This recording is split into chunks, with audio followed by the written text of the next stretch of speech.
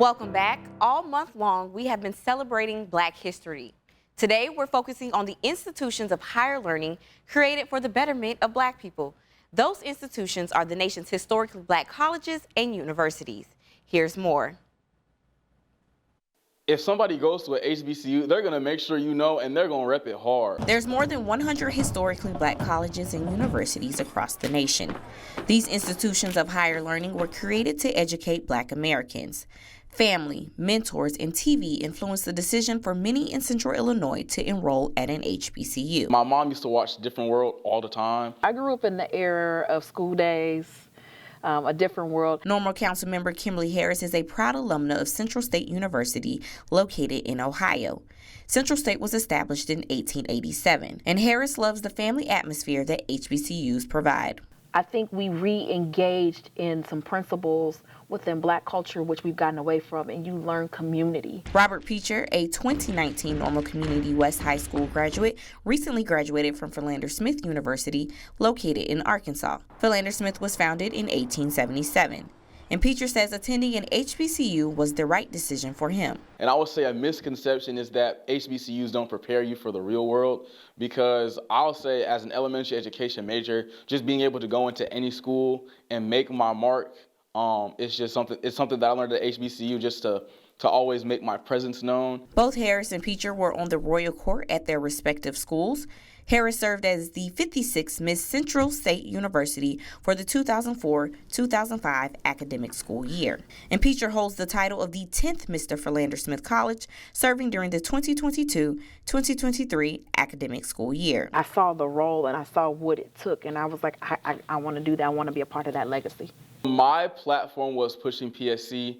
It was just to push everybody to be their real, authentic selves, because that's who I wanted to be. Lack of diversity in grade school is another reason people like Kennedy Banks, Membership Engagement Director at the Peoria YMCA, chose to attend an HBCU. Banks graduated from Grambling State University in Louisiana. Grambling was established in 1901. I went to a predominantly white school here in Peoria, and I didn't really have that diversity that I was looking for. I wanted to dig deep into my roots.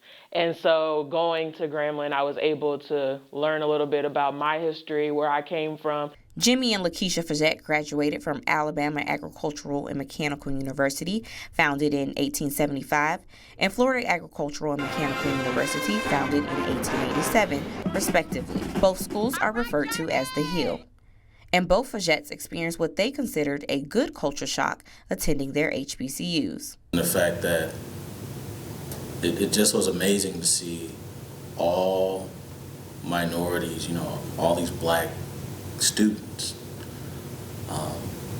down there for the same reason, to go to school, to graduate. I was exposed to inter-race diversity, and it was on all different levels. You had people from different states, you have people from different countries, people at different levels of society standards, people that, their parents were doctors and professors, and, those that were not. HBCUs are a gateway to learning Black history. The connections to historical figures and events is a reason why Malika Shelvin is proud to represent Tuskegee University. Tuskegee was founded in 1881 in Alabama. We have 3 or 4 museums on campus. Rosa Parks was born in our bioethics building. I know a lot of people know about the Tuskegee syphilis experiment. It happened to the people that lived in the area, and students that went to Tuskegee actually were helping those people find cures and find ways to help the syphilis that they had been given. And while others have completed their matriculation at an HBCU, University High School graduate Kana Brooks is getting started. Brooks is a freshman studying leisure studies and sports management at Howard University. Howard was founded in Washington, D.C. in 1867. Howard is going to create me to be my best self, and they don't want to see me fail. And when she's not busy playing in the school's Showtime marching band, Brooks is soaking in the wisdom from the alumni. We have a whole mural of all of our alumni and everything, so it's really cool when we're in class and we get to hear from them. Like during homecoming, we had alumni and come back, and maybe they weren't as famous, but to see how much of an impact they had on their community was really crazy, because it was like I can see this being myself. Look around and you'll see that people in various professions, including marketing, education, broadcasting, and government from the local to the national level, are products of HBCUs. An HBCU brings out the best of you and the best of you while being Black. And coming up after the break, an interview with local elected official and proud HBCU graduate, Kimberly Harris. You're watching WMBD News at 4. Welcome back. Before the break, we shined a light on the impact HBCUs had on several members of the Central Illinois community. And joining us today is Normal Town Council member Kimberly Harris, representing Central State University. Thank you so much for being here today. Thank you for having me. Well, let's first start off with, what do you love about your alma mater?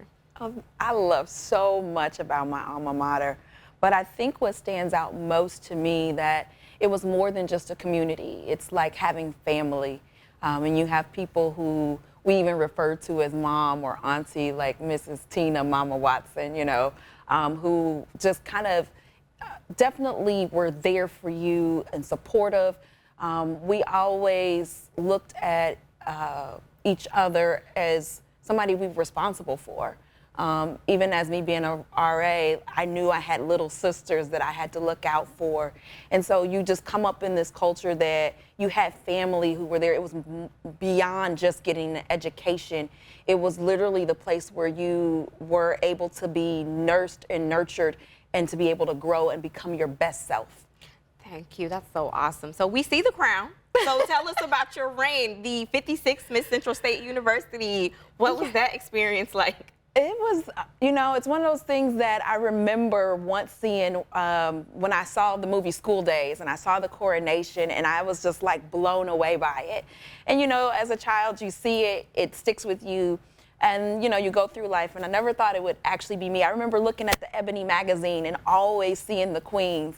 And so when the time came and I was at Central State, I had to go for it. It was the most fulfilling experience I ever had. I think one of the things that sticks out for me is the opportunity I got to testify to the Ohio State House of Representatives Committee on Higher Education and really talk about the importance of funding schools, specifically historically Black colleges. We were the only, and still is the only, public Black university within the state of Ohio.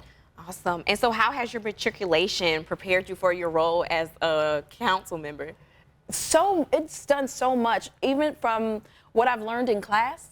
I was a political science major. I looked to myself thinking one day I would be a city manager, not necessarily on the elected side, but just having that education as well as the other experiences that I was able to have, holding positions on SGA and committees within the university as a student representative, whether it was on the hiring committee or for the now, they have a new student union, I should say, and I've sat on that in the visioning plan. So how do you have those visions? And those are the things that I take with me to this day, even as I sit in the seat on the city council. Okay, thank you so much, Kimberly, for joining us today. Absolutely. And we will share these interviews and other stories honoring Black history, and you can find them on our website, ciproud.com.